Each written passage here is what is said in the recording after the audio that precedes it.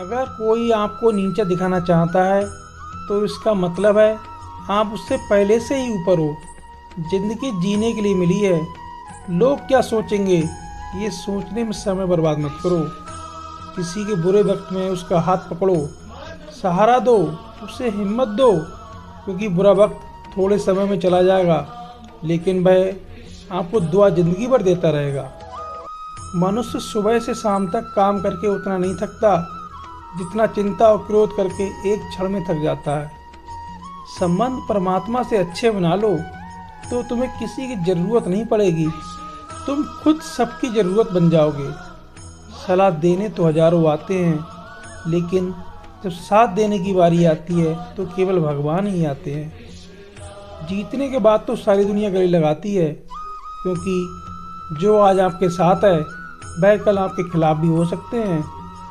बिना मतलब के कोई आपकी इज्जत नहीं करेगा, लेकिन खुद को इतना काबिल बनाओ कि लोग बिना मतलब के भी आपकी इज्जत करें। भगवान श्री कृष्ण कहते हैं, सोने से पहले तुम सबको माफ़ कर दिया करो और तुम्हारे जागने से पहले मैं तुम्हें माफ़ कर दूंगा। भगवान ऑक्सीजन की तरह हैं जिन्हें आप देख नहीं सकते लेकिन उसके बिना आप रह भी नहीं सकते। कोई और तुम्हारी मदद नहीं कर सकता, अपनी मदद स्वयं करो। आप खुद के सबसे अच्छे मित्र हैं और सबसे बड़े दुश्मन भी। इंसान तब समझदार नहीं होता जब वह बड़ी बड़ी बातें करने लगे, बल्कि समझदार तब होता है जब वह समझने लगे कि आप किस समय सही थे। सब दुख दूर होने के बाद मन प्रसन्न होगा, ये आपका भ्रम है। मन प्रसन्न रखो, सब दुख दूर हो जाएंगे, ये हकीकत है। भगवान श्री कृष्ण कहते हैं कि किसी भी व्यक्ति की कोई भी बात बुरी लगे तो दो तरह से सोचो। यदि व्यक्ति महत्वपूर्ण है तो भूल जाओ, और यदि बात महत्वपूर्ण है तो व्यक्ति को भूल जाओ। रिश्तों का संबंध सिर्फ रक्त से नहीं होता, जो मुसीबत में हाथ थाम ले उससे बड़ा कोई रिश्ता नहीं होता। भगवान कहते हैं, तुम सब कुछ मुझे सौंप दो, अपना सारा दर्द, सारी परेशानी, और बिल्कुल हल्के होकर मुझे याद करो। धीरे धीरे तुम्हारा जीवन बदल जाएगा। अगर आपका किसी ने दिल दुखाया है तो उसे माफ करके सारी चिंताएं भगवान को सौंप कर सो जाओ। बिना सोचे बोला हुआ आपका एक शब्द इतना जहरीला हो सकता है कि आपकी हजार प्यारी बातों को एक मिनट में नष्ट कर सकता है। सबको हंसाना लेकिन किसी पर हंसना मत। सबके दुख बांटना लेकिन किसी को दुखी मत करना। सबकी राह में दीपक जलाना लेकिन किसी का दिल मत जलाना। यही जीवन की रीत है, जैसा बोओगे वैसा ही पाओगे। दुआएं और प्रार्थनाएं असंभव को भी संभव बना देती हैं। ईश्वर को तो ना हमारे तन की जरूरत है ना धन की, उसको तो बस पवित्र मन की जरूरत है। झूठ कितना अजीब होता है, खुद बोलो तो अच्छा लगता है और दूसरे बोले तो गुस्सा आता है।